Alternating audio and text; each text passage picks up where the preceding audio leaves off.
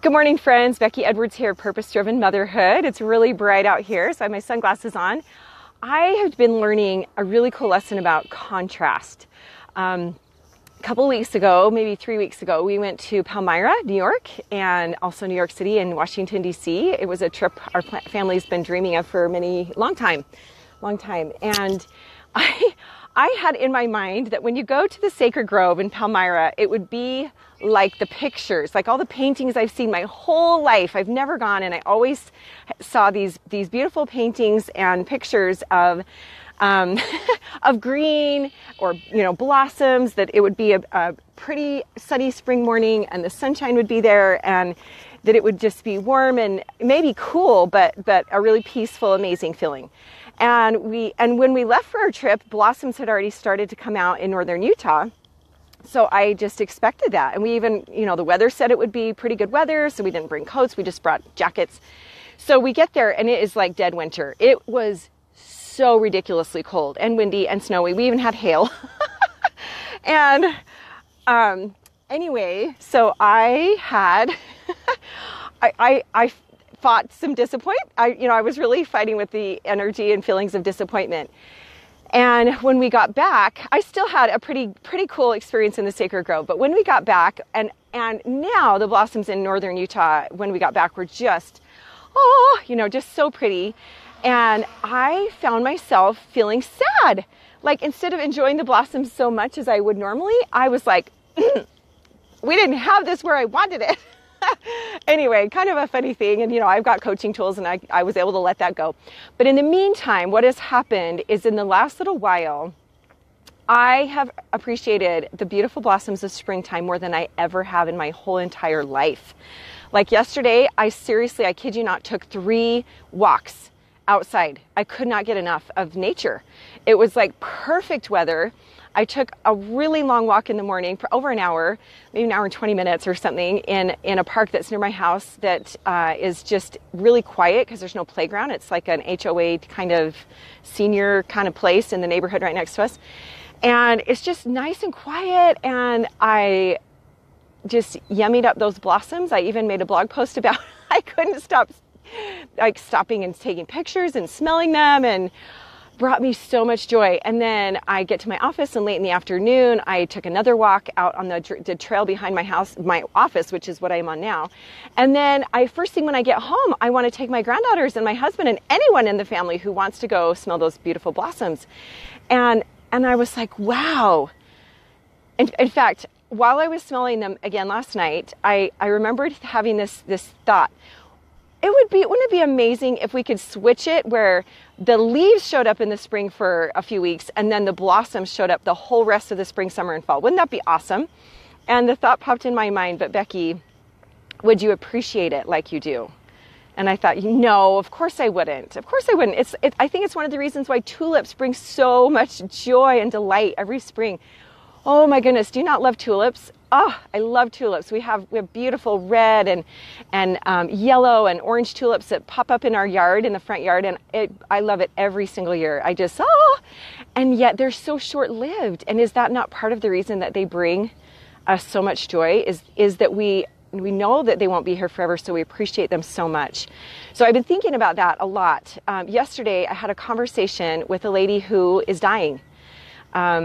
She has a rare blood disorder that her brother's already died, her dad died young, her aunt died young, and she doesn't know how long she'll be here. Her organs are aging really a lot prematurely, and it really made me think, like, wow, do I appreciate life like she does? Every day could be her last day. And what is she doing with that day to make sure she enjoys and savors and has gratitude and learns a lesson that day, or makes a difference in someone's life that day? It also brings back a memory of years ago. So my husband is still in the military. What is he now? He used to be active and then Army Reserves, and now he's Utah National Guard. And years ago when we were students at BYU, he got called to go to Bosnia. And I was like, were we BYU, or maybe we were in our first starter home? I don't remember exactly. But he didn't end up going that time. He's gone other times. But But what that did for me is it instantly recalibrated me. Because, you know, he's pretty perfect, actually. My husband is really extraordinary, and I wish every good woman had a good husband as amazing as mine. So I don't mean to, you know, make anybody bring any heartache if that's a struggle in your marriage. But you know, he has little weaknesses, like at the time he was leaving socks out, you know, and he typically doesn't do that now at all. He's actually cleaner than I am. He was also doing something that would get me, that I got really irritated at. And that was you know, this when our kids were young, and he would get all the kids really riled up and energized right at bedtime. He'd just play hard with them right at bedtime. And I'd think, oh, I've been working hard to get them to bed on time. And I'd get kind of irritated. Well, guess what? As soon as I had the news that he would probably be across the world soon, I was like, oh, leave your socks out as much as you want. Get the kids riled up as much as you want. Like, instant gratitude, instant appreciation, instant like, oh, it's okay. It's okay. So my invitation for you and me right now is to think of a person or a situation that we've been struggling with. Maybe we've been feeling irritated at a certain person in our lives, or maybe we've been feeling, you know, not so happy with a certain situation, like, oh, maybe I've, you know, put on a few pounds on my body or whatever. Well, think about your body. What could you not do if your body didn't function the way it functions? Well, gosh, if I were paralyzed, I couldn't walk. I couldn't be on this beautiful walking trail right here, and I couldn't run, and I couldn't work the way I do, and lift my grandbabies the way I do, and hug my husband the way I do, and instant feeling gratitude, instant gratitude. Such a shift. Same thing with a person. What would happen if that person were gone tomorrow?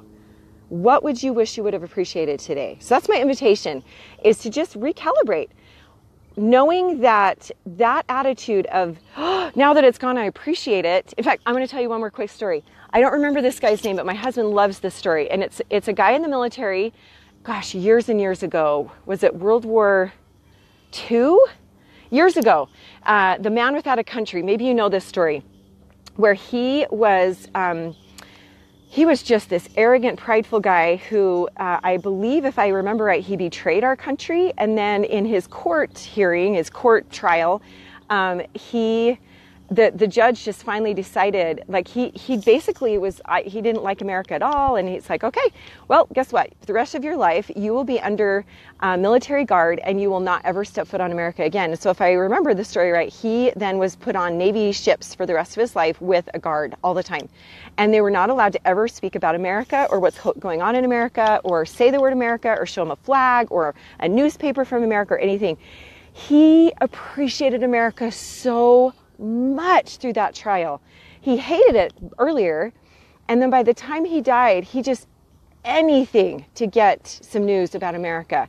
And if I remember right, I think he died with a little tiny flag that somebody had snuck to him, and he just loved his country so very much because of that contrast experience of not having it.